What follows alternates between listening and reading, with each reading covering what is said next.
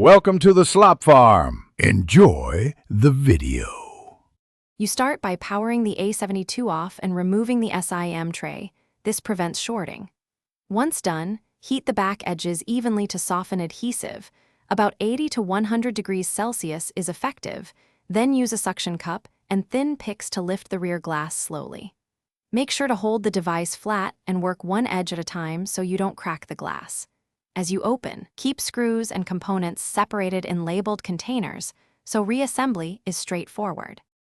You now remove the midframe and disconnect the battery to eliminate power to the board. Once the battery is isolated, unscrew the bracket covering the display and digitizer connectors. Use a plastic spudger to lift the cables gently because metal can tear flexes.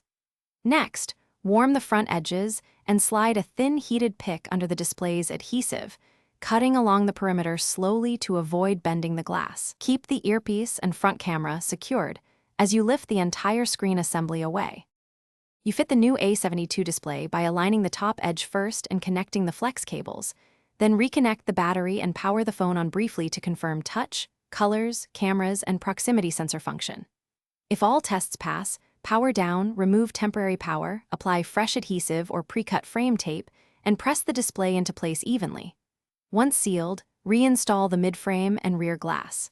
If touch is unresponsive or there's a black spot, recheck connector seating and replace the screen flex shield as the first troubleshooting step. Thanks for watching. Consider subscribing if we helped you today.